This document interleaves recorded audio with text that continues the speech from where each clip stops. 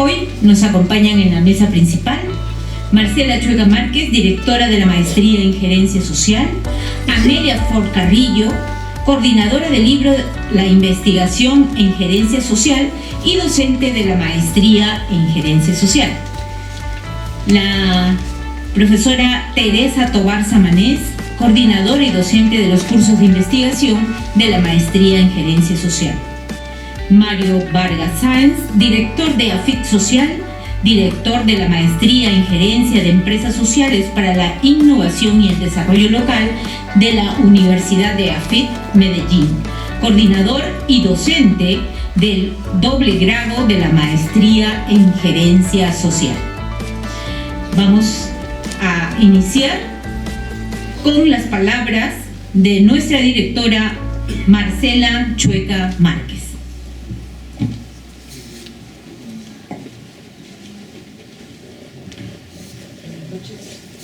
Buenas noches, ahora sí. Por estar con nosotros, muchos de ustedes, alumnos, egresados y parte de los autores de este libro. Qué alegría tenerlos acá. Muchas gracias por la presencia de los profesores Amelia Ford, Teresa Tobar y Mario Vargas. Son personas importantes en lo que es la investigación en gerencia social. Gracias, Amelia, porque este es tu segundo libro de investigación y ha hecho la recopilación de otros libros de lo que es el fundamento de la gerencia social. Es un trabajo minucioso, dedicado, que hace Amelia y que realmente es muy importante para la maestría y muy importante para el país, porque estamos produciendo conocimiento. Y la verdad ese es uno de los objetivos que tenemos nosotros como Universidad Católica y como maestría. Ahora, este libro es la recopilación de varias investigaciones referidas al aporte de las políticas sociales. Si bien no han podido estar presentes todos los autores de las investigaciones que presentamos hoy día, algunos de ellos se van a presentar sus conclusiones, su investigación y sus conclusiones. Y la profesora Teresa Tobar, como coordinadora de los cursos de investigación de la Maestría en Gerencia Social, nos va a hablar sobre la importancia de la investigación en esta disciplina que realmente es fundamental. Y finalmente Mario Vargas, él es, como ha dicho Rosario Gordillo, él es el director de la Maestría en Gerencia de Empresas Sociales, para la Innovación y el Desarrollo Local, con la cual tenemos un convenio con esta maestría para el doble grado entre nosotros y entre nosotros, Gerencia Social y Gerencia de Empresas Sociales. Él nos va a dar su enfoque de investigación en esta área que es tan importante también. Bueno, no tengo nada más que decir porque tenemos una agenda larga, muy larga. Solo agradecerles a los tesistas que están publicando, a Lourdes Kusunoki y Mario Tavera, a Virginia Bafigo y Carlos Centurión, a Lenin Contreras, a Elba Albarrán, a Marisol Magallanes, a Angelique Guzmán, a Rocío Guaranga, a Claudia Gince y algunos autores de investigaciones que están con el doble grado, que han trabajado con el doble grado. A Liliana Galarreta, a Fiorella Bernabé, a Amy Montenegro y Jorge Abanto, a Patricia Nieto y Pablo Peña, a Connie Campos y a Cintia Vera, perdón, y a Jimena Sánchez. Muchas gracias a ustedes, muchachos, algunos no tan muchachos, investigadores jóvenes de nuestra maestría, que nos enorgullece enormemente. Muchas gracias a todos, y no digo más porque nuestra agenda es muy grande. Muchas gracias a Amelia, y dejo a ustedes con Amelia, que va a presentar el libro.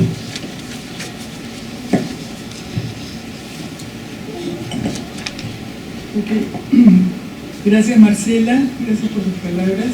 En realidad es un esfuerzo combinado, es un esfuerzo de equipo, pero sí muy importante para la maestría, por supuesto. Yo estoy hablando ahorita como, digamos, la encargada, responsable de la producción de las publicaciones de la maestría, ¿no? Y en ese carácter quisiera en primer lugar agradecer el entusiasmo de quienes han participado en este libro, que desde el principio lo acogieron la convocatoria con mucho fervor, muchas ganas de hacer esta publicación, y fue gracias a este entusiasmo, a este compromiso, que fue más fácil la tarea de sacar adelante el libro. Como ustedes saben, este es un segundo libro sobre las investigaciones de la maestría, ¿no? Y en esta ocasión hemos trabajado con 22 de nuestros exalumnos graduados que se acogieron a la convocatoria que se hizo.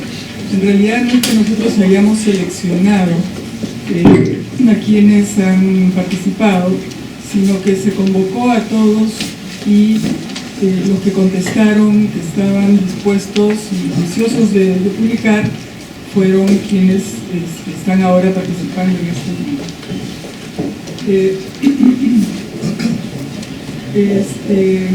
Bueno, como ustedes ven en el libro que se les ha entregado, este libro tiene una gama variada de temas dentro de lo que es la política social, tan variada como es la realidad misma, tan variada como es la experiencia profesional de nuestros egresados, que están en diferentes campos de la actividad. Entonces, es muy rico en ese sentido, porque estamos presentando digamos, un abanico de experiencias sumamente interesante a partir del estudio de casos concretos, que es la, digamos, tónica de nuestras investigaciones, la manera como estamos haciendo las investigaciones, aportando entonces de una manera mucho más cualitativa, de una manera más de producir conceptos, conceptualizaciones, de explorar los temas sociales, porque aunque parezca mentira, puede haber mucha investigación en campos cuantitativos, numéricos, de indicadores de diferentes aspectos, pero aquello que nos, digamos, define lo que es la realidad social, las relaciones entre los grupos, entre las sociedades, las relaciones entre los problemas y el comportamiento de las comunidades respecto a las diferentes políticas, es algo inexplorado. Yo creo que en la maestría tenemos esa tarea que de alguna manera nos hemos venido imponiendo a partir de los cursos de investigación, y que los alumnos están tomando con mucha dedicación, con mucho compromiso, a partir básicamente de sus experiencias. Entonces, es un aporte muy interesante. Y miren los temas que tenemos, ¿no? Estamos hablando, por ejemplo, de atención primaria de salud, con una investigación sobre eso.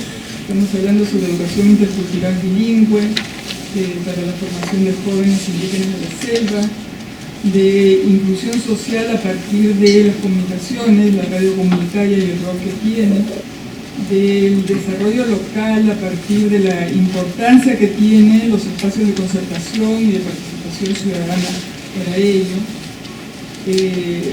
el caso de las casas calientes y limpias, por ejemplo, se ha tomado para ver los efectos en la calidad de vida de las poblaciones rurales, los emprendimientos de las personas con discapacidad, la pertinencia de la gestión intercultural en programas de salud, etcétera, ¿no? Es decir, son una serie de problemáticas muy importantes que tienen mucho que ver con lo que es el desarrollo social, que es, digamos, el eje de nuestro accionar. Y todos estos trabajos que han hecho los alumnos son aportes a las políticas referidas a estos temas. Están en el libro incluidos, como decía Marcela, los artículos de nuestros docentes, ¿no? están acompañando, digamos, este esfuerzo, desde una reflexión sobre la labor investigativa y sobre, en el caso de Mario, sobre el tema central de la especialidad del doble grado. Reflexiones muy importantes que ayudan a centrar, digamos, el marco de todas estas investigaciones concretas, ¿no? La idea de publicar estas investigaciones, que en realidad son las investigaciones que hasta ahora hemos podido hacer y que esperamos que en realidad vayan creciendo y aumentando, ya no solamente a partir de la necesidad de graduarse, sino a partir de esfuerzos conjuntos sobre el interés en estudiar algunos temas concretos, ¿no? Pero la idea es que más allá de diseminar los resultados de las investigaciones concretas, para que no se queden en solamente los esfuerzos de la academia y, digamos, las bibliotecas, sino que salgan a la sociedad, también difundir lo que es la visión, la mirada que tiene la gerencia social de lo que es la gestión social y de cómo esta puede ser mejorada, puede ser producto de cambios donde sea necesario, ¿no? Entonces, queremos con esto aportar nuestro granito de arena desde la maestría a lo que es, digamos, salir del campus universitario con la producción que se hace en la universidad y llegar a la sociedad, buscando que la gestión que se haga y la mirada social que tengamos sea lo más efectiva y equitativa posible. Bueno, no quiero alargar esto, solamente agradecer nuevamente por la acogida a este libro y a su producción y agradecerles por su presencia acá. Muchas gracias. Gracias, profesora Mena. Damos el uso de la palabra a la profesora Teresa Tobar Samanés, coordinadora y docente de los cursos de investigación de la Maestría en Gerencia Social. Ella expondrá sobre la investigación en gerencia social. Bueno, yo también quiero empezar agradeciendo a todos los estudiantes porque esta experiencia de investigación en gerencia social es sumamente rica para nosotros los docentes, por lo menos para mí, ¿no? ¿Por qué? Porque la investigación en gerencia social es un campo en construcción. Creo que eso es una primera cosa que tenemos que hacer. No solamente produce conocimientos, que de hecho los estamos viendo en estos libros, sino que nosotros como comunidad, digamos, académica en gerencia social, estamos discutiendo y produciendo una nueva manera de hacer gerencia, ¿no? Y esto es una producción de conocimiento, ¿no? Y una nueva manera de investigar sobre esa manera de hacer gerencia, o sea, es una doble complejidad, ¿no? La gerencia social en sí es una ciencia, una práctica, una disciplina que tiene alrededor de 25 años, pero la investigación en gerencia social también tiene pocos años, ¿no? Y es una reflexión sobre esa práctica compleja, ¿no? Entonces creo que esto lo hace muy desafiante, porque obliga a tener la mente abierta. Tenemos, digamos, algunas ideas de cómo investigar, pero esas ideas tienen que irse enriqueciendo. Yo me acuerdo mucho de cuando recién nacieron los cursos de investigación en gerencia social y nos copiamos un poco de la sociología, pues, ¿no? Bueno, así empezamos, todo el mundo empieza de alguna manera, ¿no? Pero luego hemos ido enriqueciendo y hemos ido abriendo un camino distinto que creo que todavía tiene mucho que renovarse, ¿no? O sea, las innovaciones que hemos incorporado a esta manera de ver no los problemas sociales, sino las iniciativas de gerencia social, tienen que ser innovadas. ¿Por qué? Porque, digamos, por ejemplo, hay una tensión cada vez más fuerte entre la iniciativa que se investiga y la población que necesita esa iniciativa, ¿no? Y cómo esta relación entre la propuesta de gerencia social y la gente, que es una relación fundamental, tiene que ser, puede y debe ser analizada de distintas maneras, ¿no? Ese es el primer punto que yo quería plantear. El segundo es recordar, digamos, de todas maneras, algunas cuestiones básicas de los orígenes de la investigación en gerencia social y de la gerencia social, ¿no? Y que nos remiten pues a los fundadores, a Bernardo Crisver, a José Zulbrán, ¿no? Que nos plantean que lo social, eso que queremos mirar en nuestras investigaciones, es aquello que nos remite al valor público, es decir, aquello que genera bienestar colectivo, ¿no? Nosotros no hacemos gerencia cualquiera, sino hacemos gerencia social, es un apellido, una gerencia que beneficia a lo público, que beneficia a todos, ¿no? Y obviamente esto de todos tiene un rostro, que es la gente, ¿no? Entonces es una gerencia que beneficia, que debe ocasionar mejoras en la calidad de vida de la gente, y eso está en las definiciones originarias de lo que es gerencia social, y por lo tanto nuestras investigaciones tienen que ver como objetivo fundamental si tal experiencia está mejorando la vida de la gente o no, en qué la está mejorando, en qué no, y para poder, en el caso de que no lo esté logrando, hacer las sugerencias del caso necesarias o las críticas del caso, y si por el contrario es una experiencia positiva, que son las que a mí más me entusiasman, cuando hay una experiencia positiva, pues mostrarla, porque eso significa que la gerencia social es posible de hacer, es posible de implementar, y entonces podemos mostrar y decir, bueno, ¿cómo se está haciendo esto? Esto que ha tenido efectos, ¿cómo se logra? ¿No? Entonces esto significa que el investigador en gerencia social tiene que tener una visión más allá del proyecto que analiza. Es decir, si yo estoy analizando, por decir, Qualiguarma o Beca 18, etc., yo no me puedo quedar con los lentes de Qualiguarma, que puede tener muchas cosas positivas, y de hecho las tienen. Tengo que tener los lentes de la gerencia social, ¿no? Que son para ver hasta qué punto Qualiguarma está generando valor público, está generando bienestar público, está generando empoderamiento de capital social, o sea, empoderamiento de la gente, está cambiando la vida de la gente o no, en qué sí y en qué no. Tengo que analizarlo desde referentes más académicos de la gerencia social y no desde los referentes del propio programa, ¿no? Eso es una cuestión que a veces a algunos estudiantes les cuesta, ¿no? Salirse del programa que están analizando. Tienen que tomar distancia, ¿no? Para poder ser críticos, ¿no? Una tercera cosa es que es, digamos, relativamente nueva, no está en el escrito que yo he puesto acá, sino después, ¿no? O sea, ha surgido después, y es que en la medida en que la gerencia social quiere cambiar la vida de la gente y quiere hacer las cosas muy concretas, y además las experiencias que están aquí son muy concretas, utiliza cada vez más herramientas específicas de gerencia que son importantes a ser redefinidas desde un contenido social.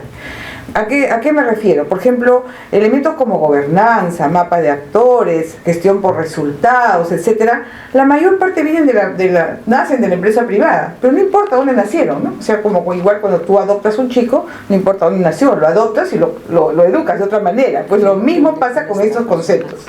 Entonces, la gerencia pública y la gerencia social han adoptado estos conceptos y los han resignificado en función de ¿qué? Del origen que acabamos de decir, de ver cómo a través de, por ejemplo, de la gestión por resultados, no produzco más ganancias a menor costo, sino cómo produzco más beneficios para la gente de la manera más eficiente posible, obviamente, ¿no? Entonces, esto es bien interesante, porque si nosotros cogemos cualquier concepto de gerencia y lo resignificamos desde nuestra mirada de gerencia social, le damos un plus.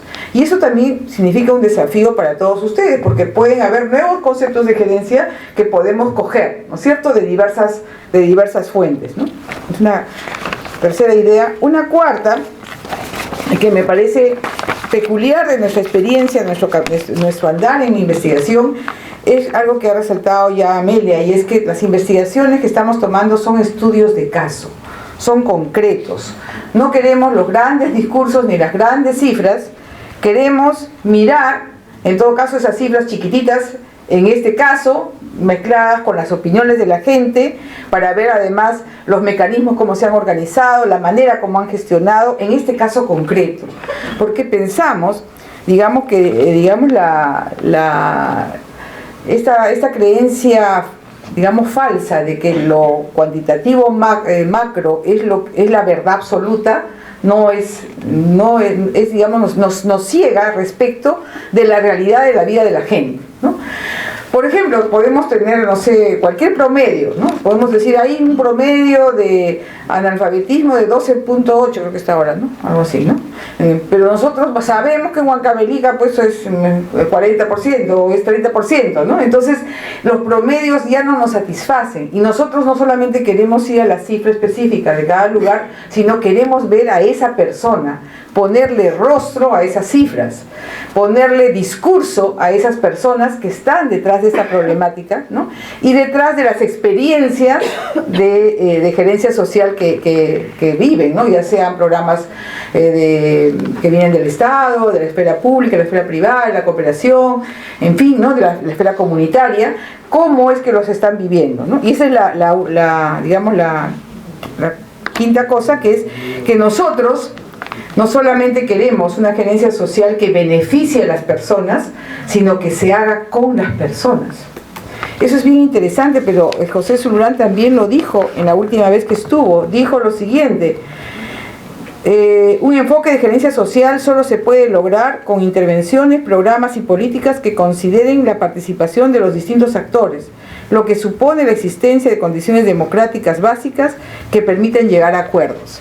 Es decir, gerencia social se define porque es para la gente, pero también porque es con la gente. No es desde los escritorios, ¿no?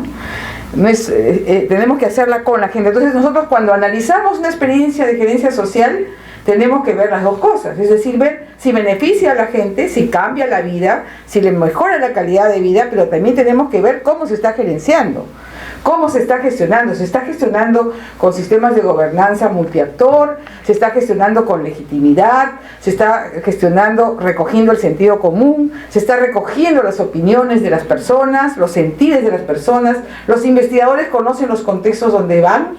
Significan entonces que los investigadores tienen que dialogar con el contexto que investigan, y por eso es que los estudios de caso les permiten mirar de cerca esa realidad que quieren investigar. Finalmente, la última idea que quisiera decir es que tenemos que completar el círculo, ¿no? Nosotros hemos empezado a investigar sobre políticas, iniciativas de gerencia social, ¿no? Pero que tenemos que terminar en algunas propuestas de gerencia social sobre esa problemática. Y en esto estamos insistiendo cada vez más en las últimas tesis. Es decir, queremos que no solamente se hagan recomendaciones generales, ¿no? A partir de la problemática estudiada. Queremos que haya lo que una vez escuché a Amelia decir, la imaginación de gerencia social. O sea, ¿qué se te ocurre hacer? ¿Qué hacemos acá? ¿No? Proponga alguna idea novedosa sobre esta problemática, sobre este programa, digamos que está atorado por este lado, ¿cómo lo sacarías adelante? ¿O cómo potenciarías? ¿O qué cosas le añadirías? No necesariamente una cosa macro, puede ser un aspecto determinado, ¿no? En la última tesis que me tocó ser jurado, era una tesis sobre la experiencia exitosa de las DEMUNAS. Y al final el tesista proponía un conjunto de estándares para medir, para articular los elementos positivos de esa experiencia, porque de una DEMUNA, para generalizarlos, porque era una experiencia positiva y muy singular, ¿no? Entonces, por ejemplo, ahí hay una idea germen, se puede trabajar mejor esa idea germen y proponerla como esquema. Entonces estamos pidiendo a las nuevas tesis que, además de las recomendaciones generales, lancen una idea, ¿no? Y ahí sí creo que hacemos una buena simbiosis acá con Mario y con la experiencia de empresa social, que es una propuesta de investigación mucho más aterrizada hacia lo concreto. Entonces nacemos de mirar experiencias de intervención, pero tenemos que aterrizar al final en la investigación también en propuestas de intervención, cada vez más consistentes y cada vez más importantes, ¿no? Bueno, hasta aquí nomás, comentarios generales para seguir trabajando. Muchísimas gracias a la profesora Teresa Tovar por su intervención. Y ahora queremos invitar al profesor Mario Vargas, director de AFIT Social, director de la Maestría en Gerencia de Empresas Sociales para la Innovación y el Desarrollo Local de la Universidad de AFIT de Medellín, Colombia, coordinador y docente del doble grado de la Maestría en Gerencia Social. Él abordará el tema Empresas Sociales, apuestas necesarias e innovadoras para el desarrollo territorial. Adelante, profesor. Nos iremos de acá, Nos iremos de acá, ¿no? Nos vamos. Muchas gracias. No es para tanto.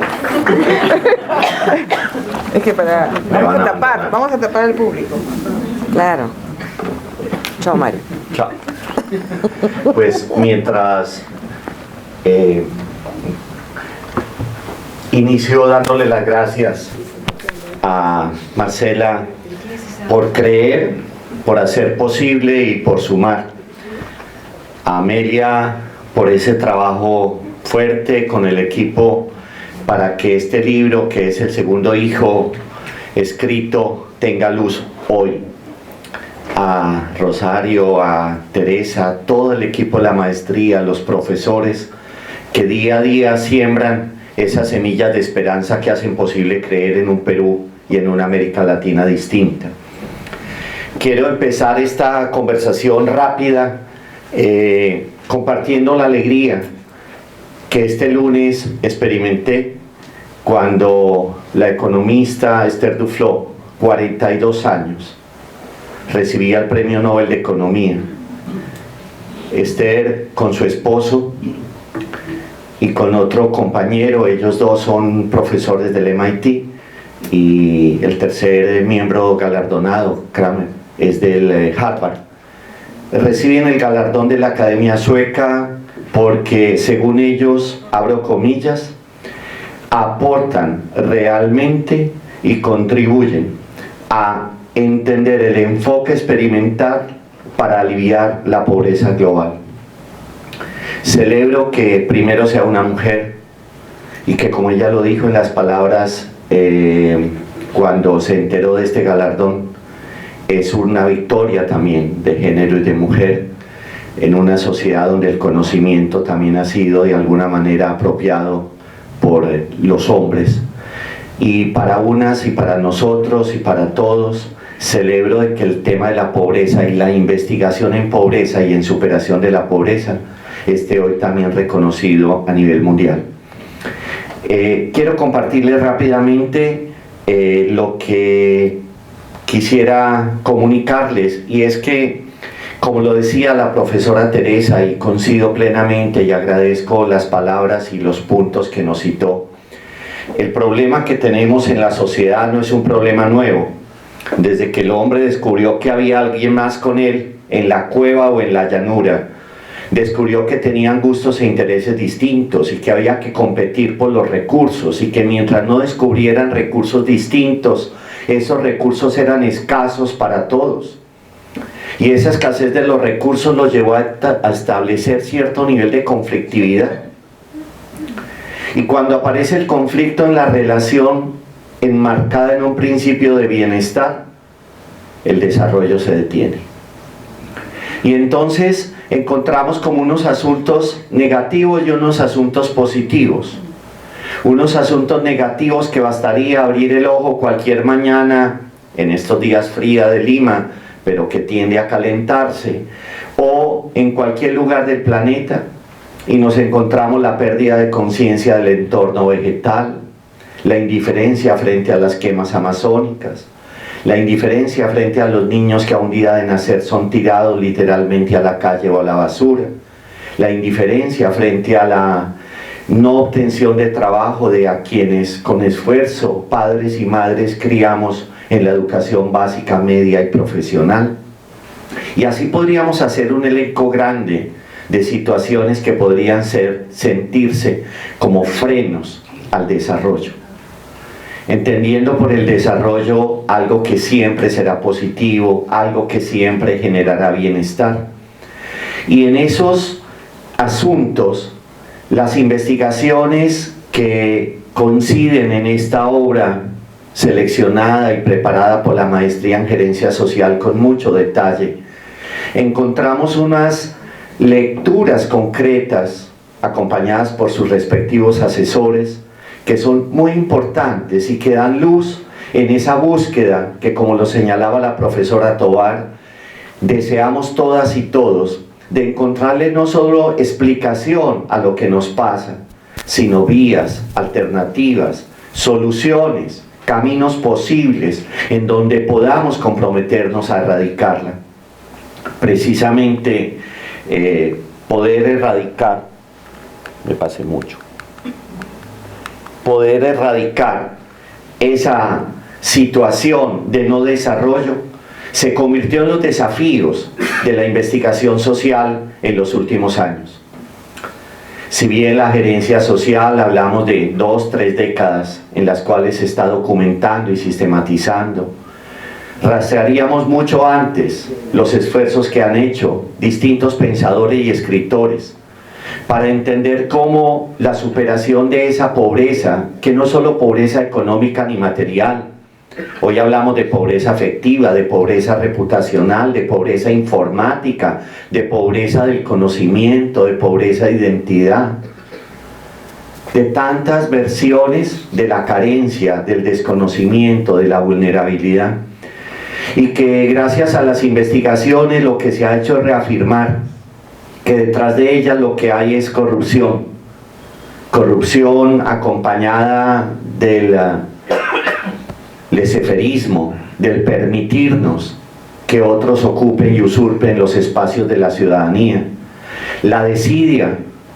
que es un poco el sinónimo de la mediocridad, la inequidad y la injusticia, que es la consecuencia directa del no hacerse cargo con responsabilidad de la propia historia, la deshumanización, que es el resultado de cederle al poder, al objeto, al instrumento, el fin de todas las cosas, y la cultura del atajo, del querer hacer trampa, del querer obtener rápidamente lo que sabemos todas y todos que requiere tiempo, como un buen vino.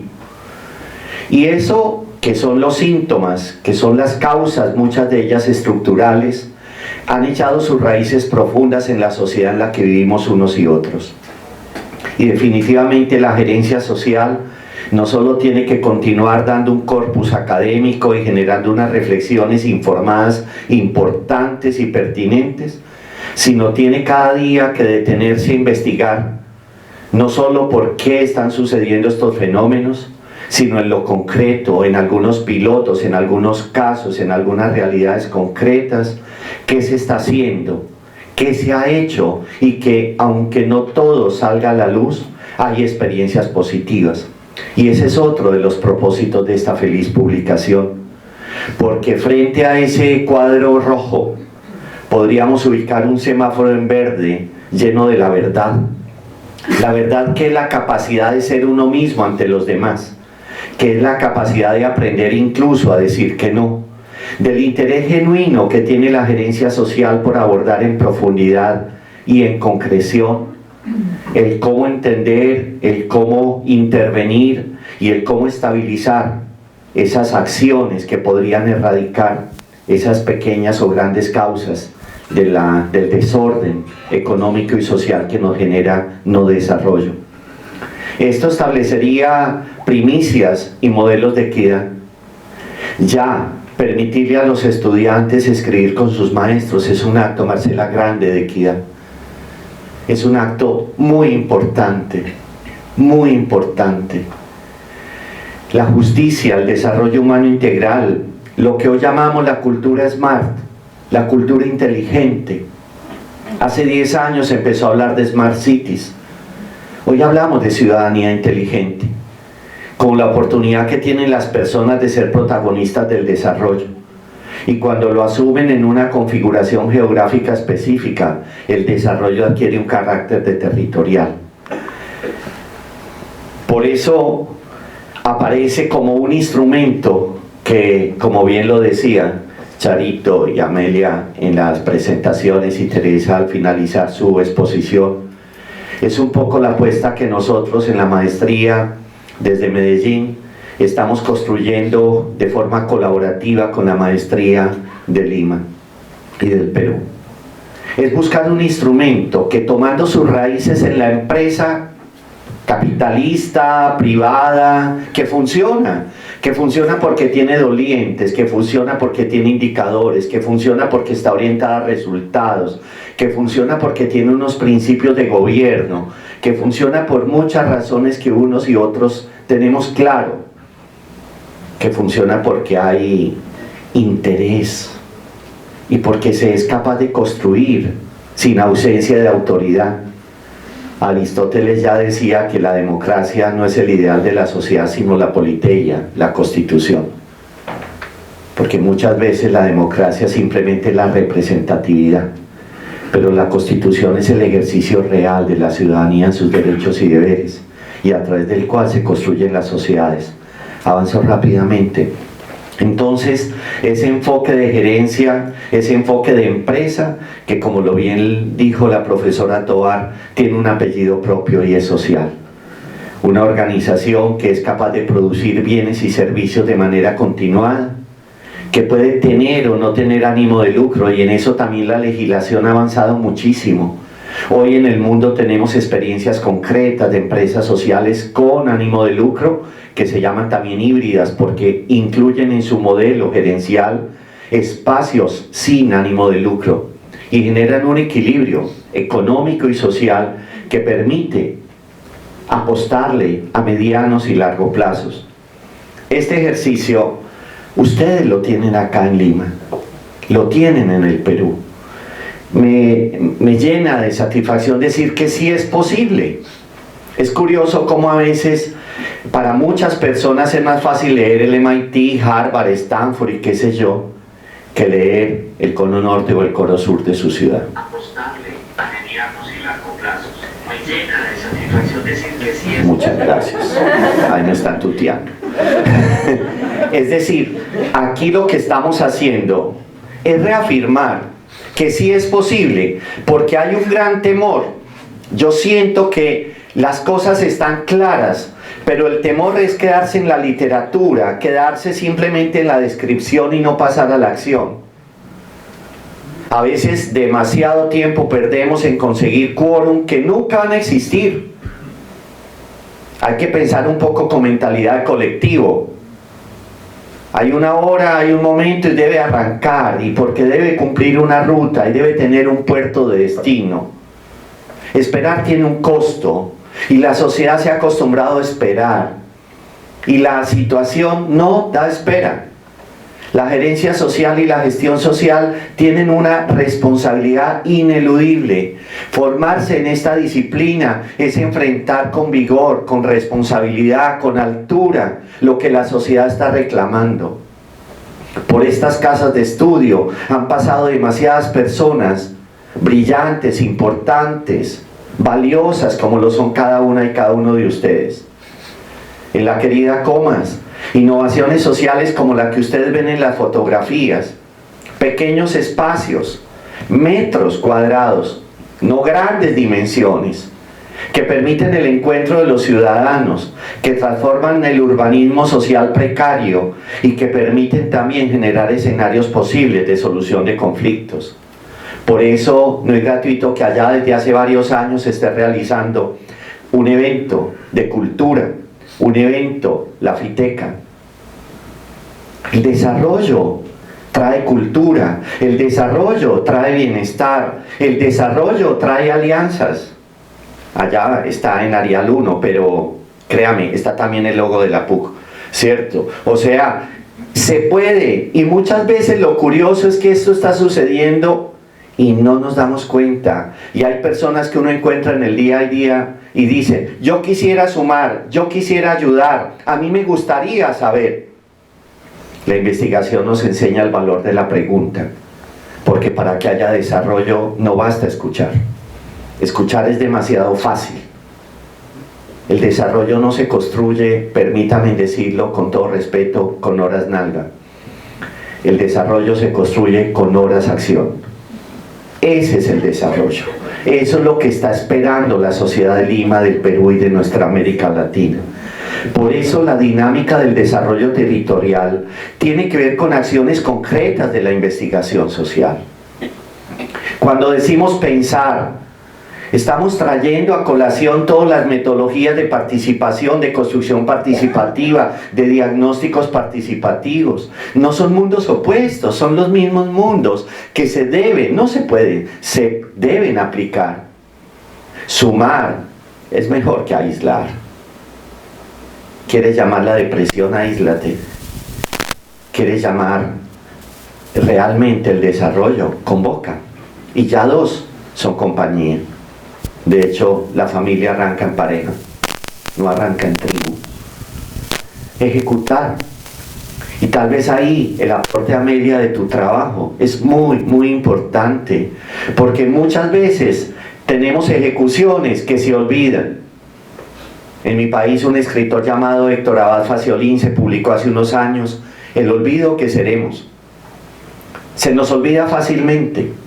Gabriel García Márquez también hablaba de eso en 100 años de soledad, la enfermedad del olvido, que nos hizo llamar a Macondo con un gran cartelón afuera del pueblo, y uno más grande, dice Gabriel García, afuera, que decía Dios existe. Inmanencia y trascendencia. Documentar, gestión del conocimiento, gestión de la información. Tareas pendientes también en muchas de las acciones de la gestión social para que sean realidad como gerencia social.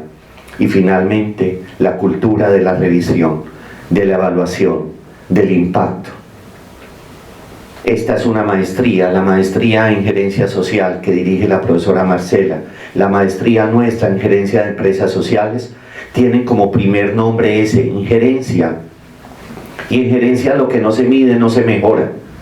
Hay que aprender a medir, no hay que tenerle miedo a la medición. La investigación nos ayuda a medir cualitativa y cuantitativamente la historia. Y esa investigación, esa medición, tiene que hacerse hoy a la luz de los impactos, no solo de los resultados. Por eso, Repensar la pobreza, que fue uno de los libros que llevara a Esther Duflo a este premio, publicado en el 2012. O Las empresas sociales, que también publicara el Premio Nobel de la Paz, Muhammad Yunus, en el 2011. Están diciendo hoy que muchos y muchas peruanos están esperando que nosotros demos un paso más. Ya hemos dado el primero, pero para que haya camino, el otro pie también tiene que moverse, y ese les pertenece a cada uno de ustedes. Muchas gracias, Pontificia Universidad Católica del Perú. Gracias, profesor Mario, por la brillante exposición. Ahora, por favor, vamos a invitar a los coautores del libro para que pasen a la mesa. A dar inicio a estas exposiciones con Jimena Sánchez Barnechea. Ella va a exponer sobre pautas para realizar la investigación y elaborar la tesis de maestría en gerencia social con éxito. Adelante. Hola, ¿me escuchan? No. Hola. Hola. Hola, ¿ahora sí? Bueno, muchas gracias. Primero, quiero agradecer a la Maestría de Gerencia Social por estos varios años compartidos,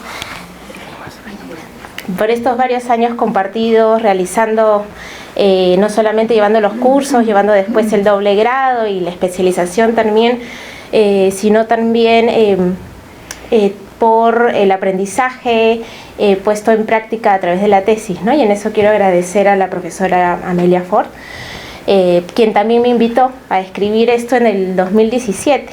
Y ahora, justo hace unos meses, terminé sustentando la tesis, y cuando ahora estaba revisando para estos tips que presento que se presentan al final del libro, me puse a pensar y ver cómo todo lo había llevado a cabo, ¿no? Y cómo volvía a pensar en la tesis y en lo que es la metodología de la tesis, pues justamente para tener una tesis exitosa. Cuando escribí esto hace ya más de 2 años, me acuerdo que en un momento quería ponerle de título "Sin tesis no hay paraíso", ¿no? porque finalmente todos estos años que nos llevan a hacer la investigación, ¿no? De repente iniciamos una investigación, iniciamos una maestría porque queremos, obviamente, necesitamos para los trabajos o para la docencia o etc., pero nos olvidamos que necesitamos realmente tener el grado, si no, pues todo el aprendizaje, que ciertamente es totalmente valioso, pues no va a ser reconocido, ¿no? Entonces, y esa es una menuda tarea llevarla a cabo. Entonces, con estos tips, cuando los estuvimos pensando también con Amelia, era ver cómo de manera fácil podíamos ayudar a que la tesis no se vea como una tarea gigantesca e imposible, como muchas veces la vemos, sino más bien como una puesta en práctica de todos esos conocimientos que se han llevado, que se han tomado, que se han aprendido a lo largo de los años, 2 años y medio o más, dependiendo de cada caso que se ha llevado la maestría. Y lo primero que creo que es importante destacar es que a la hora de escoger la temática, ¿no? Porque hay que pensar primero en esta parte como de diseño, de la planificación, de cómo vamos a llevar a cabo la investigación, para después poder investigar y finalmente ya sentarnos a escribir y a redactar para sacar adelante la investigación. Lo primero que es importante es identificar una temática que realmente se relacione con la gerencia social, ¿no? Porque muchas veces llegamos con estas ideas diversas, de temáticas diversas que tenemos interés en desarrollar, pero que no, por más que son muy interesantes, no se relacionan directamente con la disciplina. Y poder acotarla, poder guiarla hacia ese lado, pues es también complicado. Luego me acuerdo mucho de al inicio, pues en las clases de introducción para iniciar la metodología, iniciar con el diseño de la tesis, a la profesora Teresa Tobar, que mencionaba este tema de realmente la relevancia y la importancia, ¿no?, de hacer un buen diseño, de tener la problemática bien establecida, bien delimitada, porque esa es ciertamente la guía para el resto de la investigación que vamos a realizar. Y entendiendo que además son investigaciones que las vamos a llevar, vamos a estar trabajando con ellas durante largo tiempo, es importante entender que tiene que ser una temática que nos apasione en cierta forma, pero que también tengamos acceso a todo el tema de información, ¿no? Entonces ahí entra como que en una balanza que tenemos que definir finalmente qué es lo más importante, ¿no? Muchas veces tenemos un interés por estudiar algo en específico, pero si no lo conocemos, supone pues una cantidad de tiempo, una cantidad de esfuerzo, y sabemos que tiempo es lo que a veces menos tenemos en esta vida, y también muchos otros recursos que se necesitan para llevar a cabo algunas investigaciones mayores. Y por eso también es importante entonces ver si es que más bien es mejor buscar un tema más práctico, un tema con el que estamos trabajando en el cotidiano, que tenemos acceso a información, acceso a fuentes, acceso a personas informantes y demás. Entonces es una primera gran decisión que hay que tomar, ¿no? Además, otro tema que justamente se mencionaba hace un momento es simplificar la investigación, no pensar en hacer algo extremadamente ambicioso, extremadamente grande, porque a pesar de que inicialmente pensamos en la tesis de esa manera, posteriormente en la práctica nos damos cuenta que no hay ni el tiempo, ni los recursos, ni demás para llevarlo a cabo. Y que más bien, como se dice, quien mucho abarca poco aprieta, ¿no? Es mejor más bien delimitarnos en algo que nos permita profundizar en la temática y avanzar sobre ese tema, ¿no? Luego también es importante prever posibles problemas, posibles dificultades. En el caso mío particular, yo hice la especialización desde programas, proyectos y programas de desarrollo. Pero el tema ahí resultaba ser que tenía que trabajar alguna política o algún programa, algún proyecto en específico con el que iba a analizar. Y a veces puede pasar pues que no tenemos los contactos, o si los tenemos la persona de contacto cambia. Entonces todo eso va poniendo algunos cabes en el trabajo que vamos a realizar, y entonces es importante tener este plan B para la investigación. Entender también, como hace un momento se mencionó, que a veces los temas a investigar no solamente tienen que ser temas negativos o situaciones pues que queremos cambiar y desde la gerencia social queremos ver cómo se podría mejorar, sino que también es importante retomar o mirar e investigar aquellos casos que son positivos y que es necesario pues documentarlos, como ya se había mencionado, ¿no? Posteriormente, ya cuando entramos en sí en la investigación, cuando ya tenemos todo el tema delimitado, comenzamos a escribir en cierta manera, y es importante pues pensarlo primero en el marco teórico, ¿no? En todo lo que supone el marco teórico, que es lo que va a terminar acompañando toda nuestra investigación y con lo que vamos a estar dialogando en un ida y vuelta durante todo el tiempo. Entonces muchas veces lo pensamos que primero el marco teórico es algo que lo hacemos y después nos olvidamos, ¿no? Y se quedó guardado hasta que el buen día que vamos a sustentar la investigación o la tesis, y que más bien es un importante estar volviendo y estar regresando constantemente a él, ¿no? Y muchas veces nos preguntamos, pues, ¿cómo hacer un marco teórico? ¿Dónde está la lectura, la guía exacta para escribir un marco teórico? Y realmente a veces la mejor forma de escribir un marco teórico o de aprender a hacer un marco teórico es leyendo otros marcos teóricos, leyendo otras investigaciones y viendo finalmente cómo es esta articulación que tenemos que hacer de los distintos conceptos que se relacionan justamente con las preguntas que estamos planteando, ¿no? Es importante también leer para poder identificar que no existan otros temas que se hayan realizado de manera similar, y organizar la información constantemente, avanzar en este tema y finalmente definir si es que nuestra investigación será cuantitativa, cualitativa o mixta, ¿no? Y en esta definición también muchas veces nos guiamos primero porque decimos, ay, es que yo lo que quisiera hacer son encuestas, porque a mí me gustan las encuestas, ¿no? Yo lo que quiero hacer son entrevistas. Pero más bien no entendemos que la herramienta o el tipo de investigación que realizamos no parte desde nuestro interés de lo que queremos hacer, sino que tiene que moldearse en base a los resultados que queremos lograr a través de esa investigación. Y sobre eso es que se termina definiendo el tipo de investigación que vamos a realizar, ¿no? Hace un momento mencionaron también cómo la gerencia social debe de buscar pues el beneficio de las personas, y se tiene que trabajar para esto con las personas. Y en este sentido, un tema que me gustaría hacer mucho énfasis e hincapié en este momento es en el uso de la información que estamos haciendo, ¿no? Y en la recolección de esta información, sobre todo cuando es información que viene desde la metodología cualitativa, que entrevistamos a una persona, a un grupo de personas y demás. ¿Cómo tratamos esa información con el debido respeto? ¿Cómo escuchamos y realmente escuchamos lo que las personas nos quieren decir para plasmar también en nuestros proyectos pues ese sentir de las personas, y no necesariamente lo que como personas investigadoras es que queremos plantear desde nuestro querer o desde nuestro conocimiento, ¿no?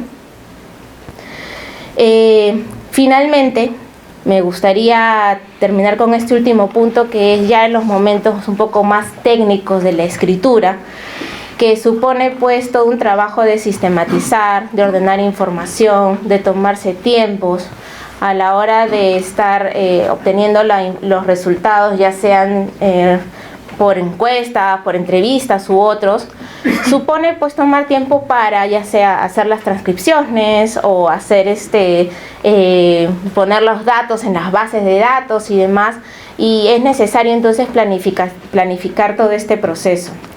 Regresar nuevamente al marco teórico olvidado en algún momento y recordar el citado de fuentes, que es un tema sumamente importante y que mucho nos olvidamos, ¿no?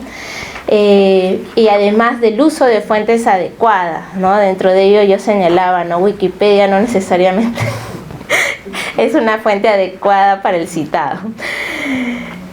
Y solamente para cerrar, algo que a veces no le damos importancia, y es lo que se podría decir el envoltorio, ¿no? De toda esta investigación. Pensamos a veces que la investigación basta con las palabras y cómo se presentan y el orden que tiene la tesis, y sin embargo no nos damos cuenta, como alguien me dijo una vez hace mucho tiempo, que un buen trabajo se nota desde que se abre el texto, ¿no? O desde que se tiene contacto, o no se abre el texto, se abre en el libro, en el papel o en la computadora, donde sea que se abra.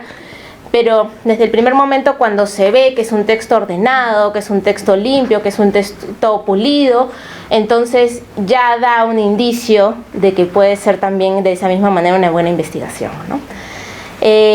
Con esto me gustaría terminar agradeciendo nuevamente por la oportunidad. Realmente ese trabajo en el 2017 me ayudó a pensar en todo lo que tenía que hacer todavía para la tesis, ¿no? Y finalmente yo espero que estos tips puedan ayudar a quienes están en ese proceso de realizar la tesis para que puedan encaminarla y sacarla adelante con éxito. Muchas gracias.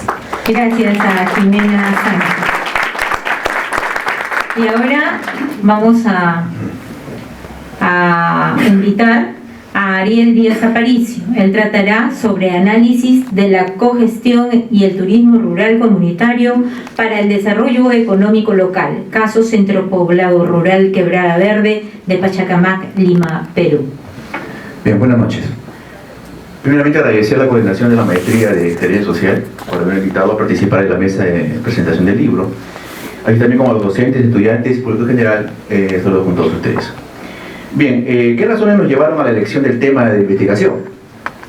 Nosotros primeramente conocemos que el Perú es vasto y rico en capital natural, ecológico y cultural, y son condiciones favorables para el desarrollo del turismo rural comunitario. Y el turismo rural comunitario es una actividad económica complementaria de la agricultura y de la ganadería. En comunidades en pobreza. Pero en otras palabras podemos decir que es una forma de generar desarrollo económico. Esto nos llamó la atención y quisimos buscar en la página de MICETUR las diferentes listas que hay de comunidades que están desarrollando el TRC. Y encontramos a Quebrada Verde, que es una comunidad que había tenido éxito justamente en haber desarrollado e implementado esta actividad económica, pero que no se veía claro cuáles fueron sus procesos, cómo lo habían logrado. Y eso me llamó mucho la atención.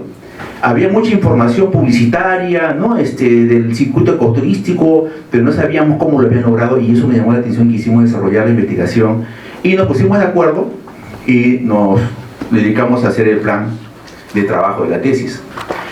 ¿Quiénes constituyeron el grupo de investigación? Fue un grupo interdisciplinario, profesionales de las ciencias sociales, políticas y económicas. Verán ustedes que es un grupo complejo, no es fácil tratar de debatir, ¿no?, con miradas completamente distintas, pero que teníamos que lograr la integración de nuestras ideas.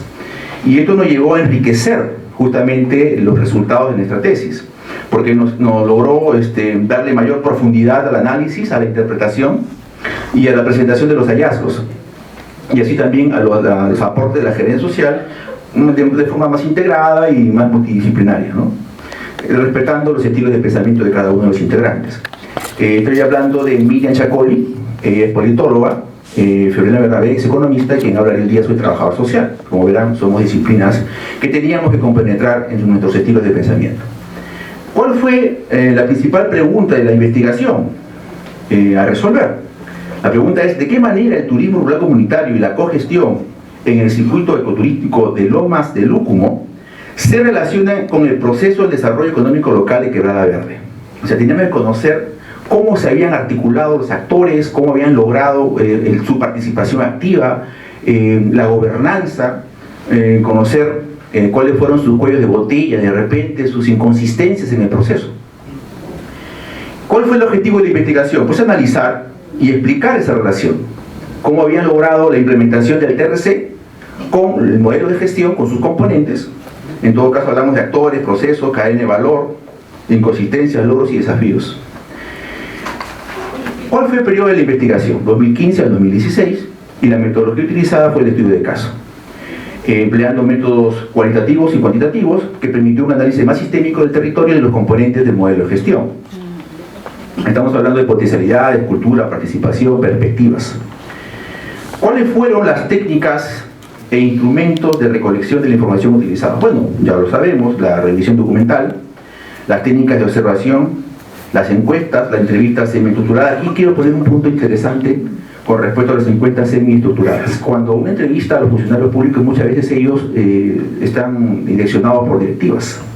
Y cuando ellos, en una entrevista teníamos que poner una parte que ellos pudieran opinar. Y era importante que ellos opinaran con respecto al trabajo que realizaron. Y muchas veces no te decían ciertamente la verdad. Por eso que la agenda de la libreta de campo era importante para poder contrastar lo que veíamos afuera y lo que nos decían ellos. De esa manera podíamos tener un contacto más cercano con la realidad. Luego, con respecto a las dimensiones y variables que se determinaron, fueron 4 dimensiones que tuvo la tesis y agrupaban 7 variables. Entre las 4 dimensiones estaba el modelo de gestión, que incluía actores, manejo del territorio, el recurso natural, el recurso cultural, la cogestión, la participación, cooperación y relaciones de confianza. En cuanto a la segunda dimensión, estaba la experiencia de la TRC en función al desarrollo económico local, cadena de valor, estaba la innovación social, el desarrollo económico local. En la tercera dimensión estaban los retos y desafíos, expectativas, aspiraciones y metas de los actores del territorio. Y en la cuarta dimensión estaba la línea de tiempo, los hitos más importantes de todo el proceso histórico que los llevó justamente al éxito. Había que conocer cuáles habían sido estos puntos. Bien, ¿cuáles fueron los principales hallazgos? Pero antes de responder esto, los principales hallazgos, justamente cuando ya uno va al campo, aplica las herramientas, levanta la información, nos sentamos a discutir, a debatir para hacer las interpretaciones del resultado, y ahí nos encontramos nosotros, tanto la politóloga, el economista y el trabajador social, porque ahí teníamos que converger opiniones y contrastar. Y los estilos de pensamiento se pusieron en ese momento frente a frente. En el tema de la interdisciplinaria, ¿no es cierto? Cada uno conoce su materia dentro de las ciencias económicas y las sociales, dentro de lo que es las ciencias de las políticas, y entonces llegamos a lograr resultados integrales. Y eso fue un trabajo que nos tomó tiempo, pero al final lo logramos. Y ahí obtuvimos los principales hallazgos que ahora voy a comentarles, de los cuales respondían a las variables que habíamos investigado. Una de ellas, de las variables, es el manejo del territorio y del recurso natural y cultural. El manejo del territorio, empezando porque la Asociación de Pobladores de Quebrada Verde, les comento esto, en 1996, ellos habían elaborado un plan de desarrollo territorial, y en ese plan habían considerado un recurso natural. Ese recurso natural los pobladores no lo aceptaban, porque no lo creían conveniente. Ellos querían defender su agricultura y su ganadería, seguir, digamos, con ese método, esa forma de producción tradicional, pero en realidad estaban sumidos en pobreza, no tenían desarrollo de su zona urbana. Entonces, al incorporar el recurso natural, que era Lomas de Lúcumo, trataron de darle, digamos, una forma diferente para complementar el desarrollo económico de su territorio, cosa que no fue comprendida. Solamente algunos líderes lo tomaron en serio y empezaron a trabajarlo. Ya en el 2009, ya habían pasado prácticamente más de 10 años, habían logrado caminos, señaléticas, habían logrado que las ONGs y universidades se habían aportado con investigación. Pero esos aportes no formaban parte de un plan estratégico, solamente que eran actores que llegaron a la zona y ellos sumaron esos aportes. Y de esa manera lograron tener un circuito ecoturístico que no estaba bien desarrollado aún, pero que estaba trabajando y ya tenía un grupo de visitantes que llegaba mensualmente. Y eso molestó mucho a un actor que estaba cerca de ellos, en la zona norte de Lomas, que era una minera. Imagínense ustedes una minera que tenía una seria afectación a Lomas de Lúcumo, y Lomas de Lúcumo era, digamos, un ecosistema frágil, ¿no? Había especies endémicas que estaban en peligro de extinción. Por lo tanto, la comunidad inmediatamente salió y se generó todo un conflicto. A partir de ese momento, la Asociación de Pobladores tenían comités, ¿no? Los comités, las mesas de trabajos. Cada asociación tiene sus comités, y una de ellas era de gestión ambiental y turística. Y a raíz de la presión socioambiental del conflicto, como que dentro de la misma de la mesa de trabajo de sus miembros, se constituye una junta directiva con políticas y con estatutos, y se eleva esa mesa y se convirtió en una asociación con una representación jurídica. Fíjense ustedes el cambio, por una presión socioambiental que lo llevó a convertir una mesa de trabajo de gestión a una asociación civil que se llamó ACEL, o sea, es Asociación Ecoturística de Lomas de Lúcumo. y se desprende de la asociación de pobladores. Esto fue un hecho de innovación, esto fue una innovación que se generó gracias a que los líderes comunitarios se habían capacitado, habían fortalecido sus capacidades y eran conscientes de la problemática que tenían que enfrentar. Defendieron el recurso natural para poder seguir aprovechándolo de manera turística. Bien, eso es en tema de manejo del territorio. Y en el año 2013 el MINARI convierte o clasifica, mejor dicho, a la zona de Lomas de Lúcumo como un ecosistema frágil. Prácticamente le da una denominación por tener un alto índice de biodiversidad, de servicios ecosistémicos. Entonces ya era muy difícil para la empresa, que era antagónica al proyecto, tenía que sumarse ahora como colaborador. Entonces es como cambian los escenarios, ¿no? Bien, ACEL entonces se convirtió en el agente de cambio en ese momento. Eso, la investigación ya lo estaba denotando, lo habíamos visto, y Lomas de Lúcumo ya comienza a implementarse turísticamente, gracias a que ACEL ya aportó y ya administraba los recursos e impulsó el TRC. La parte negativa del manejo del territorio, según dice acá el artículo, fue el desconocimiento de normas. Ellos no tenían muy claro las normas, los procedimientos, y eso generó lamentablemente que muchos dudaran de la gobernanza que asume ACEL para poder llevar ese modelo de gestión. Otra variable interesante de la investigación fue la cogestión, que nos basamos en los criterios de Bobadilla en temas de participación, cooperación y relaciones de confianza. Por ejemplo, un 27% de la población estaba involucrada directamente en la problemática. Ellos estaban implementando el TRC, había dado empleo, mejoras en la economía, habían sido capacitados. 27% de la población estaba involucrada directamente. Pero había otro 27% de la población que solamente se benefició de manera indirecta. Habían puesto negocios alrededor del flujo turístico. Y había un 46% de la población que era indiferente, porque ellos pensaban de que simplemente era un grupo de personas que se estaban beneficiando y que no había una gestión de transparencia y no había una legítima participación, porque no creían en ese grupo. Entonces, esto arroja la investigación en el tema de la cogestión, y que habían pasado 15 proyectos en la zona, y estos 15 proyectos no habían sido articulados y por tanto no formaban parte del plan estratégico. Bien, en la parte de creación de la cadena de valor nos basamos en el modelo de deporte, y aquí se destaca la participación de Iniciatur, la participación de GEA, la participación de Manuel Ramos en el enfoque de género en las capacitaciones. Todos dieron un aporte de acompañamiento en capacitación, asesoría técnica y articulación comercial, que fortaleció el circuito turístico, y eso también fortaleció el desarrollo económico local de la zona. En temas de innovación, el modelo de Murray también lo tomamos ahí presente, y también detectamos justamente la falta de procedimientos y normas que no dejó una articulación eficiente, ¿no? Hubo problemas en eficiencia de los recursos. Bien, en el desarrollo económico local, que fue otra variable, otro hallazgo que tenemos acá, aquí nos habla sobre el modelo de Vázquez Barquero, también que lo utilizamos para hacer el análisis del político, administrativo, la parte económica, la formación de recursos humanos, aspectos socioculturales, etc.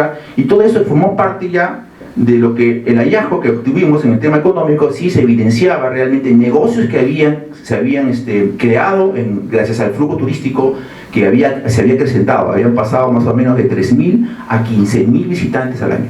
Y esto generó una ganancia, evidentemente, una rentabilidad que fue distribuida para el autofinanciamiento de ACEL, para los aportes sociales y para aportes ambientales, ¿no? Pero no tenían claro los estándares.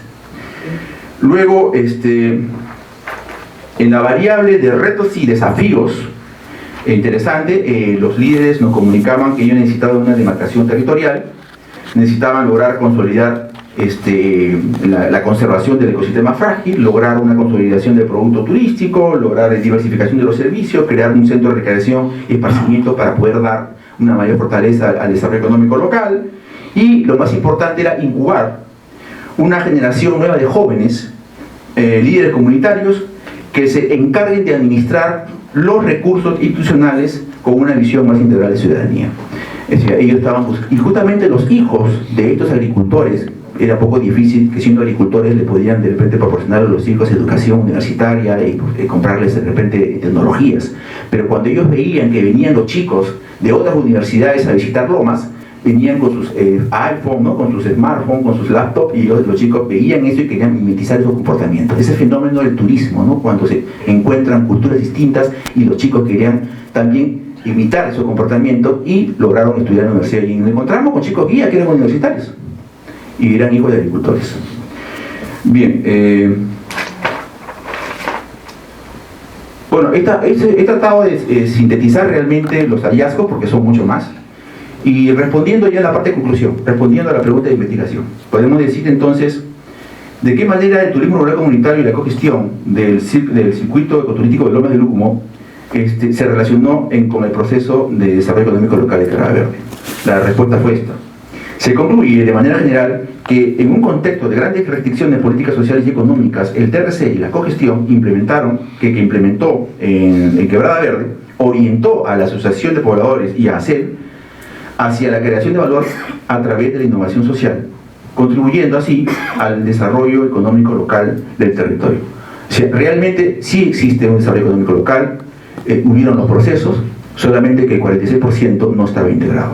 O sea que hay trabajo que realizar en la zona. ¿Cuáles fueron las propuestas en cuanto al enfoque de la gerencia social? Bueno, las propuestas que nosotros aquí elaboramos, porque también entramos en un tema de debate, era que lo que le faltaba hacer, que es el agente de cambio, era un plan estratégico y operativo con estándares de transparencia, responsabilidad social y ambiental. Luego, analizar la posibilidad de convertir a CEPOS en una empresa social con certificación de sistema B, aquellas que integran la creación de valor económico, social y económico y ambiental. Y la otra era gestionar la conformación de comités, Comité de Gestión de Desarrollo para la articulación de estrategias y transparencia. Ustedes saben que para formar un comité de desarrollo de la gestión es importante que los que la integran deben conocer de gestión. O sea, no cualquiera puede sentarse a hacer gestión, puede destruir todo un trabajo. Y la gestión tiene que empezar por aprender a articular, conocer políticas, saber mediar. Y para saber mediar hay que saber cómo negociar. Por otro lado, también la gestión por resultados. Eso también es un tema en los gestores. Y también conocer los escenarios y los medios ambientes propicios para una negociación. En el tema del Comité de Gestión de la Calidad para la mejora continua de los procesos y servicios, evidentemente aquí se necesitaban pautas metodológicas, guías, como en este caso las ISOs, que ellos podrían también llevar algunos cursos que fortalecerían esas capacidades en temas de ISO 2009, en el tema del ISO 26000 de responsabilidad social, en el tema de los ISO del 14001, que para que ellos puedan también tener guías que puedan mejorar sus estándares, sus normas y sus procedimientos. En cuanto al manejo territorial, la autoridad local era importante que también formara parte de conformar convenios y alianzas multisectoriales, porque el planeamiento del orden territorial no estaba claro.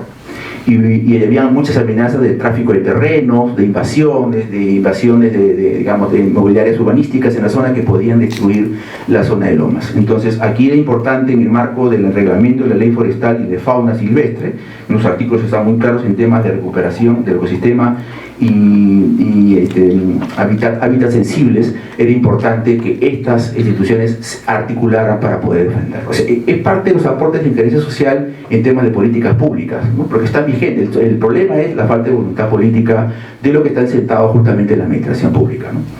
Bien, y para terminar, reflexiones finales. El Perú es poseedor de una importante herencia cultural, arqueológica y arquitectónica, y a la vez de un vasto capital natural y ecológico de variada geografía, que son condiciones favorables para el desarrollo del turismo rural comunitario, en especial de Quebrada Verde. En este sentido, esta investigación contribuye a fortalecer la gestión del conocimiento que impulse la mejora continua, incentivando la innovación de los procesos y servicios, puesto que la actividad requiere de un manejo equilibrado y responsable de los recursos naturales, culturales y humanos para su sostenibilidad en el tiempo, así como del respeto al medio ambiente, a fin de que ésta pueda contribuir al desarrollo económico local, que se traduce en la generación de empleo, mejora de ingresos económicos, familiares y del bienestar general de la población local. Bien, eso es todo. Muchas gracias. Muchas gracias a Ariel Díaz Aparicio por su exposición. Y ahora toca el turno a nuestro docente, Carlos Centurión y Agüero. Él tratará los delegados comunitarios, experiencia de su empoderamiento en la lucha contra el VIH-Sida en el Perú, periodo 2007-2012. ¿Cómo no? Bueno, buenas noches con todos y con todas, con nuestro agradecimiento a la profesora Amelia Ford, a nuestra coordinadora Marcela Chueca, a todos quienes han contribuido a poder presentar en forma de un artículo de investigación, un artículo científico, una tesis para graduarse de Magíster en Gerencia Social. Felizmente me puedo encontrar con las mismas transparencias que utilizamos en 2014, 4 de julio, en el que sustentamos defendimos nuestra tesis y logramos la obtención de esta maestría. Primera cuestión, este trabajo se ha hecho con el máximo equilibrio de género posible. Ha sido trabajado conjuntamente con la médico pediatra doctora Virginia Bafigo de Pinillos y quien habla, Carlos Centurión Yagüero, licenciado en Educación. Creo que es importante, ya que estamos haciendo una retrospectiva de 7 años atrás de esta tesis, está en un escenario de 2007 a 2012, y que tiene que ver con los delegados comunitarios, experiencia de empoderamiento en la lucha contra el VIH en el Perú en el periodo 2007-2012. Desde el año 2002 en el país comienza a tener presencia el Fondo Mundial, que es un fondo internacional de multifuentes que aporta recursos para la lucha contra el VIH, la tuberculosis y la malaria. Este fondo se asocia con los Estados-nación para impulsar programas sociales sanitarios, como en este caso llamados rondas. Para aquel entonces ya se desarrollado la ronda, dos rondas, la ronda número 2 que comenzó en 2002, la ronda número 5 que terminó el 2007 y la ronda sexta que comenzó el 2007 y terminó el 2012. En la actualidad estamos en la 10ª ronda, pero ya es una ronda de salida de la presencia del Fondo Mundial en el país, en el entendido que los resultados e impactos sobre todo están siendo sostenidos y por lo tanto la presencia del Fondo Mundial, además de haber considerado el país como país de ingresos medios, prácticamente se retira. Lo importante es hacer, y esto es un campo de trabajo, ver cuál es el impacto que ha tenido estos 250 millones de dólares que han sido invertidos en esta ronda en el que trabajamos el tema de los delegados comunitarios. Se invirtió 38 millones de dólares. ¿Qué es el delegado comunitario? El delegado comunitario es un representante de las comunidades, de las poblaciones que viven con VIH o que son LGTB, lesbianas, gays, trans, LGTB, bisexuales y TS, trabajadoras sexuales. Ese fue, digamos, la unidad de trabajo, por llamarlo así, en términos de investigación, con el cual hicimos la tesis. ¿Y cuál es la particularidad de este sujeto social? La particularidad de este sujeto social radica en que eran personas con las características que he señalado, que eran postuladas por sus organizaciones de base y que se incorporaban al equipo técnico que conducía los objetivos de estos programas, que vienen a ser proyectos, digamos, eran 4 proyectos que formaban parte de este programa de la 6ª ronda. Y que tenían la particularidad de incorporar la perspectiva de su condición de PBBS o de población vulnerable al VIH en la gestión de los proyectos, de sus intervenciones, de sus actividades. Incorporar la perspectiva de la comunidad afectada en el desarrollo de los proyectos. Hecha esta, digamos, introducción, que es fundamental, si no, no se va a poder entender el resto, tendríamos que afirmar entonces que nuestra preocupación era reconstruir esta experiencia de los delegados comunitarios en este periodo 2007-2012 en el marco de la sexta ronda. Y para eso nos planteamos 3 objetivos específicos.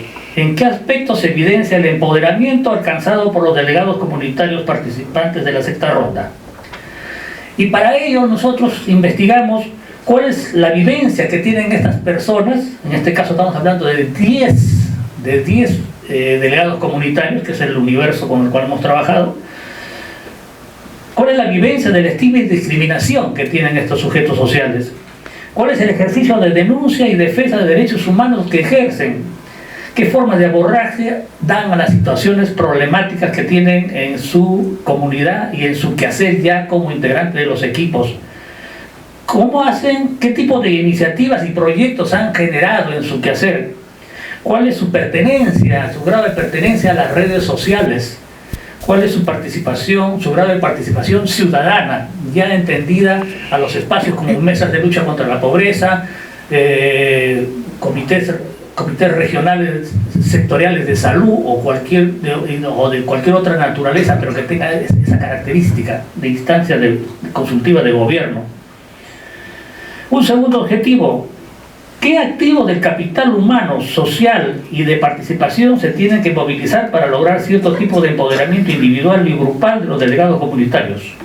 No solo de los delegados comunitarios, sino de las organizaciones que pertenecen a estos delegados comunitarios. Y ahí tuvimos que revisar que había un desarrollo del capital humano cognitivo importante en estos delegados comunitarios. Hubo un incremento significativo de su capital social, su participación en organizaciones, su participación en redes de unión, en redes puentes, en redes escalera, en fin, tipos de redes en las cuales hay un primer nivel, que es el nivel de la participación en organizaciones de personas que en su misma condición, en este caso, por ejemplo, pueden ser lesbianas, pueden ser gays, o pueden ser trabajadoras sexuales, y otro tipo de capital en la cual ya se juntan estas poblaciones LGTB en redes. Y hay una tercera, que es el capital escalera, que articula ya estas organizaciones, ya desde de unión o puente, con la sociedad civil y con las organizaciones del Estado, con la administración pública en particular. Entonces, ese tipo de participación se dio de modo significativo y era pues una de las categorías más importantes en nuestra investigación. ¿Cuál fue el incremento en su nivel de participación? Bueno, comunitaria ya lo hemos dicho. Y un tercer objetivo es cuáles son las decisiones de gerencia del entorno que contribuyeron al empoderamiento individual y grupal de los delegados comunitarios. Esto para manejar esa dialéctica de agencia y entorno, para la experiencia que se tiene a través de CARE Perú, que fue la organización que fue la ejecutora de este programa asociado a 8 ONGs que a su vez formaban consorcios con participación de organizaciones de la sociedad civil y de las propias organizaciones afectadas por VIH y poblaciones vulnerables. Se logra entender que cuando existe un marco de políticas públicas favorables, este tipo de empeños son más, o sea, tiene entregables más concretos, para decirlo de esa manera. Cuando hay un marco de políticas institucionales, en este caso en las que proveía CARE Perú como una organización que inclusiva y que incorporaba ya desde hace 5 años atrás una serie de conceptos e instrumentos de gerencia social, eso fue fundamental. Y luego manejar los propios principios rectores que tienen estas poblaciones. A nivel internacional hay un principio que manejan este tipo de organizaciones que se llama el MIPA, Mayor Intervención de Participación de los Afectados, mayor involucramiento y participación de la población afectada, MIPA. El poner el valor el MIPA, dicho de otra manera, utilizar las propias directrices de política que tienen estas organizaciones, fue vital, porque prácticamente estábamos manejando dentro de su propio discurso. Y luego un facultamiento técnico, político y administrativo que significó dotar, asignar desde CARE Perú y desde los subreceptores o ejecutores de proyectos, ese facultamiento a los delegados comunitarios con una serie de capacidades como por ejemplo la de participar en los procesos de planificación, en los procesos de monitoreo, en los procesos de evaluación, en la gestión de las actividades significativas, en la de poder tener representación en un comité regional y macrorregional que se formaron con participación de la sociedad civil y del Estado. Y cuando digo Estado, pues eso es un conjunto de 8 ministerios que tenían un referente nacional que era la Comisión Multisectorial de Salud, que CONAMUSA. Entonces, ello que permitió que estos delegados comunitarios participaran con representación en estos espacios. Y eso fue una gestión del entorno que fue básico, pero que ya correspondía a las decisiones de gerencia que tomaba en este caso el receptor principal. Rápidamente las lecciones aprendidas. La principal lección aprendida en materia ya de gerencia, en este caso de la gerencia en su primera fase, que es la fase de diagnóstico, tiene que ver con lo importante que es el diagnóstico del capital social con el cual se incorporan las organizaciones sociales, en este caso las organizaciones de PBS o de personas vulnerables, con qué activos de capital social se incorporan ellos a un emprendimiento como el que se desarrolló o se desarrollan a través de estas rondas de los programas del Fondo Mundial. Y a partir de ello, utilizarlo como base para poder los procesos de impulso que luego vienen posteriormente. Una segunda digamos, lección aprendida es la promoción de un entorno jurídico político favorable a la inclusión social. A la inclusión social, a la participación comunitaria y a la defensa de los derechos y políticas, particularmente para el caso de la población, anti-estigma y antidiscriminación. En este entonces teníamos pues estaban en vigencia una serie de normas nacionales y regionales, locales, inclusive anti-estigma y discriminación.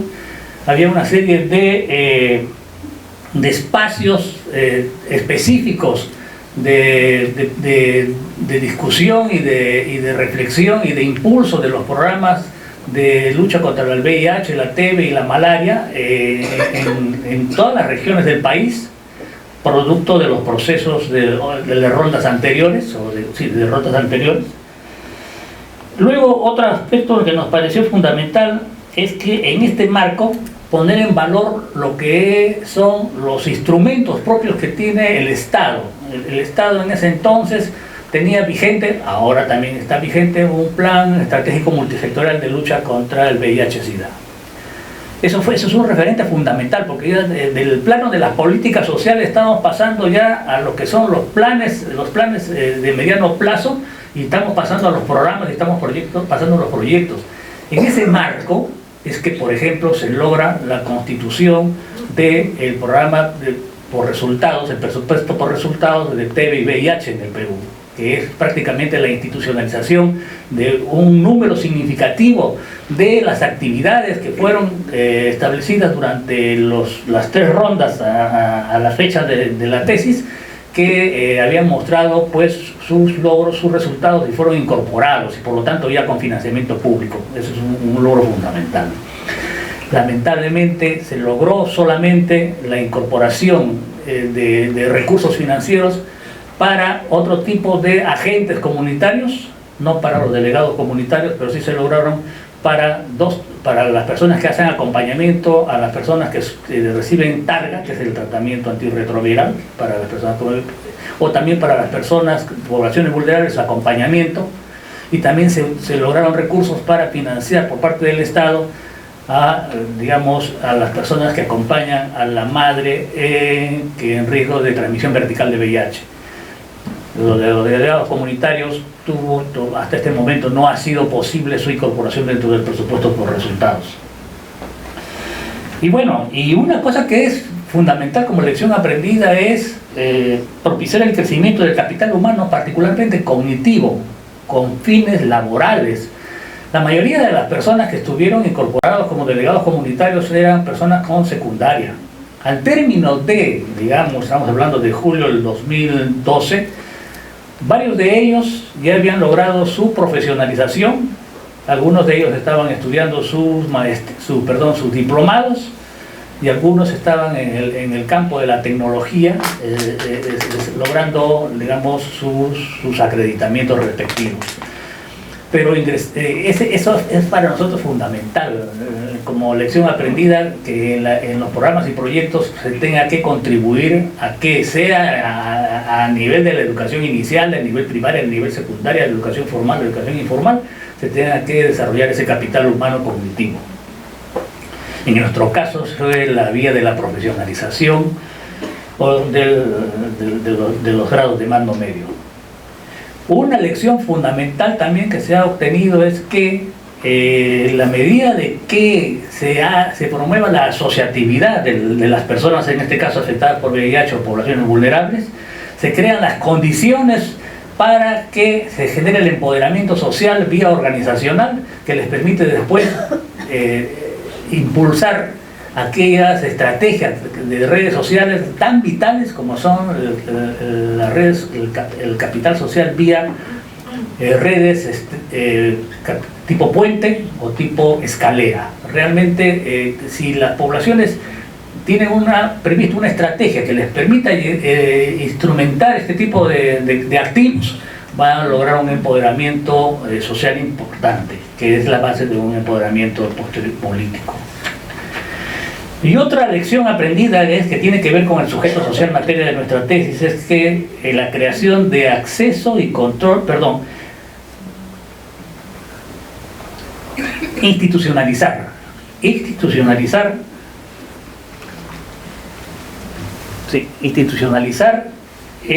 los mecanismos de control interno por parte de las propias organizaciones a las cuales pertenecen estos delegados comunitarios, estos agentes comunitarios o civiles, en control social de estas personas por parte de sus organizaciones, con un sistema de monitoreo periódico. En nuestro caso era dando cuenta en asambleas mensuales de su quehacer y de ir recogiendo también iniciativas y propuestas por parte de las organizaciones. Y esto tiene que ir acompañado con una última de las lecciones, la apropiación de los delegados comunitarios y otros agentes comunitarios de capacidades e instrumentos como el agenciamiento social, la construcción de redes, análisis y resolución de conflictos y construcción de ciudadanía. Son capacidades que es fundamental construir o apoyar a la construcción de estos delegados comunitarios. Cuando presentábamos la tesis nos decían tienen 20 minutos. Y nos clavábamos 40, pero teníamos una estrategia que era la estrategia de la última trinchera, y la estrategia de la última trinchera era esa lámina. En esa lámina está sintetizada toda la tesis. No se las voy a pasar realmente, pero sí marcar rápidamente aquí en esta parte del centro. Bueno, no sé cómo.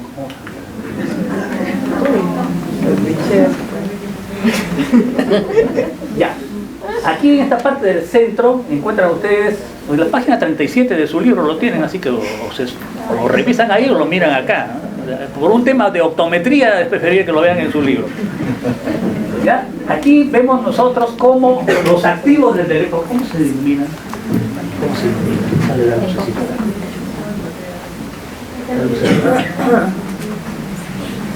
No veo la lucecita. Ahí está. Los activos que trae el delegado comunitario, y estas son las intervenciones que se desarrollan a partir del programa de la sexta ronda con los delegados comunitarios. Primero, una verificación del capital humano previo con que llega el delegado comunitario. El crecimiento de ese capital humano durante la experiencia. La remuneración decente que recibe ese delegado comunitario. El crecimiento del capital unión a través de las llamadas redes egocentradas. El crecimiento múltiple del capital puente a través de redes organizacionales LGTB-TS. Y luego, crecimiento del capital escalera ahí particularmente a través de la Comisión Multisectorial de Salud y de Salud de la Coremusa. Y luego participación social y ciudadana, que es la que está referida ya a la Mesa de Lucha contra la Pobreza, al Consejo Regional del Gobierno Regional, al Consejo Local de los Gobiernos Locales, etcétera, otras instancias ya políticas, jurídicas que están establecidas por la Ley de Descentralización. Este conjunto, ahí aparecen las flechas un poco, que son las ligazones al empoderamiento social, al empoderamiento político y al empoderamiento económico. Estas son digamos, las herramientas, o si usamos la expresión de Klinsberg, son direcciones avanzadas, si usamos las expresiones de Licha, serán herramientas, porque se ha aplicado como instrumento de gerencia social, análisis de entorno, análisis de los involucrados, análisis de problemas, instrumentos de preparación, programas de seguimiento y evaluación, metodologías participativas, redes organizacionales y gestión de la descentralización. Y aquí en este lado, el entorno político favorable dada por la descentralización política administrativa, el PEN, la gestión descentralizada que tenía como estructura la ronda, y el facultamiento organizacional que lo daba la CONAMUSA y las características de gerencia que implantaba CARE Perú. Después, en la tesis tenemos esta imagen final, que es el ciclo de empoderamiento social, según Laverack, que hizo la identificación de aspectos organizacionales para el empoderamiento de comunidades en áreas de la India y del África, y encontró como resultado esta conceptualización del ciclo de empoderamiento social. El empoderamiento personal, que luego permite el desarrollo de grupos de carácter mutuo. Este grupo de carácter mutuo tiene que fortalecerse a través del desarrollo de organizaciones comunitarias. Cuando se da este desarrollo de organizaciones comunitarias son posibles los asocios y las alianzas, que luego devienen posibilidades de acción política y social. Para nosotros, esto fue, digamos, el marco teórico con que nos encontramos en el camino, que daba respaldo también a nuestros hallazgos y a nuestras lecciones. Muchas gracias.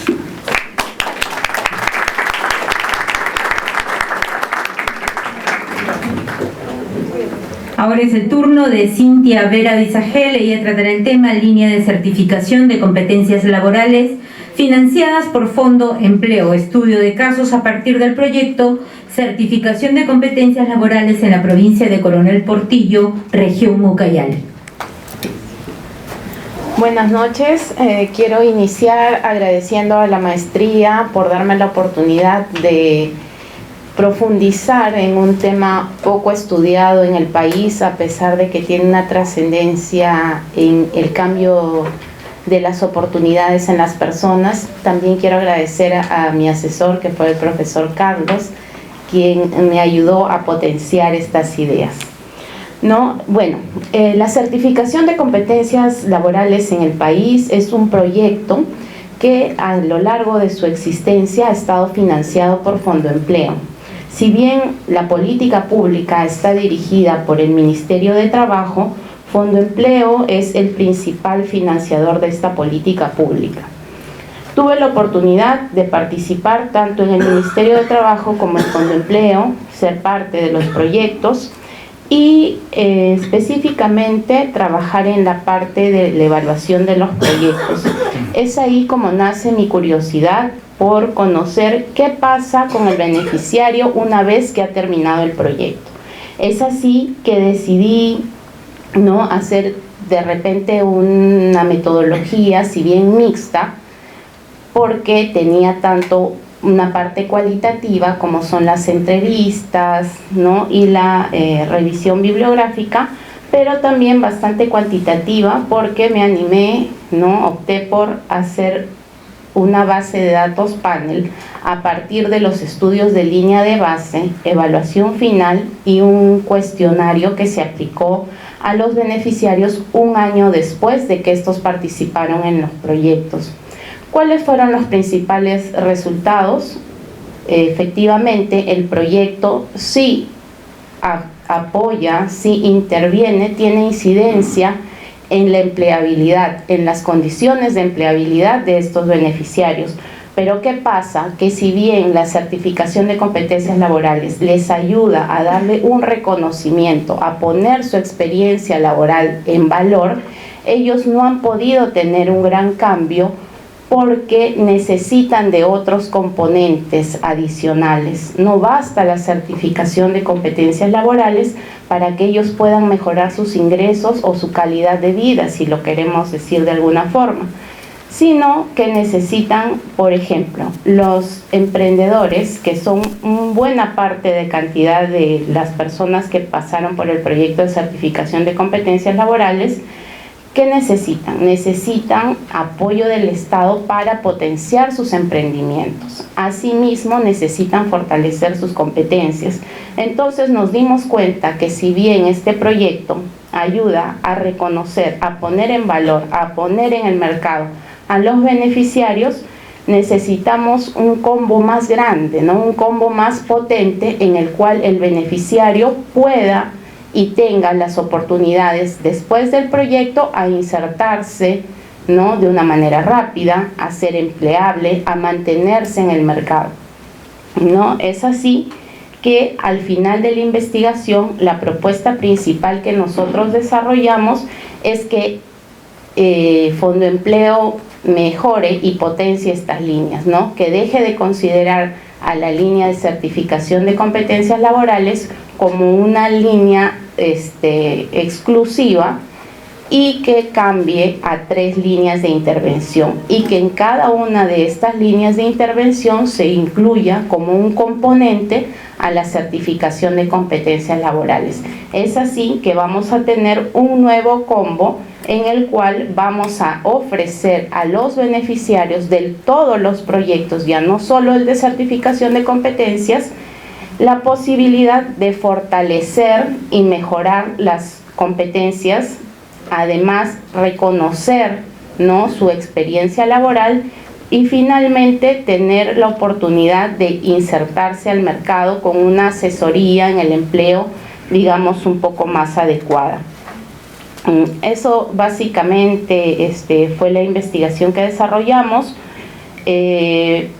Personalmente fue muy enriquecedora porque me dio la oportunidad no solamente de conocer qué es la certificación de competencias laborales, cómo se maneja la política pública o cómo se aterrizan las políticas públicas en nuestro país, ¿no?, cómo se ejecutan, sino de ver al beneficiario, de ver cuál es su entorno laboral, cuáles son las condiciones en las cuales trabaja y cómo el proyecto, si bien tiene objetivos claros, una metodología de intervención precisa, muchas veces en el campo no podemos captar este tipo de realidades, ¿no?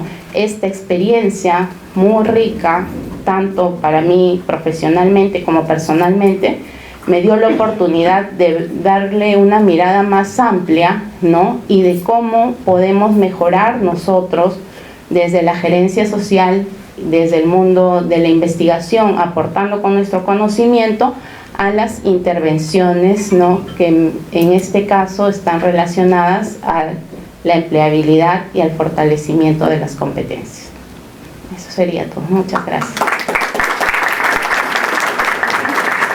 Un aplauso fuerte para los magísteres en gerencia social y coautores de este libro. Muchísimas gracias a todos ellos.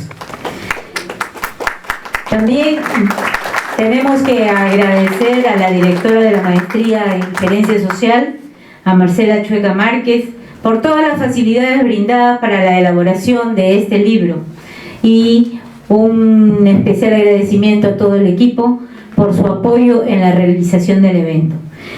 Hemos culminado y agradecemos a todos ustedes por su tiempo. Muchísimas gracias y los invitamos a seguirnos en nuestras redes sociales para que puedan ver y conocer un poco más de la maestría en gerencia social y de las próximas actividades que podemos estar programando para ustedes. ¿Se acabó? Sí, ya estamos acabando. Y bueno, si quieren ver el video de este evento, los invitamos a nuestro canal de YouTube. Ahí lo tendremos colgado para todos ustedes. Invitarlos a la salida del aula a tomarse un cafecito para recuperar fuerzas. Muchísimas gracias. Y un momentito antes de que se retiren, nuestra directora quiere decirles algunas palabras. Solo 2 palabras. Una, muchas gracias. Y la otra es que mientras los escuchaba,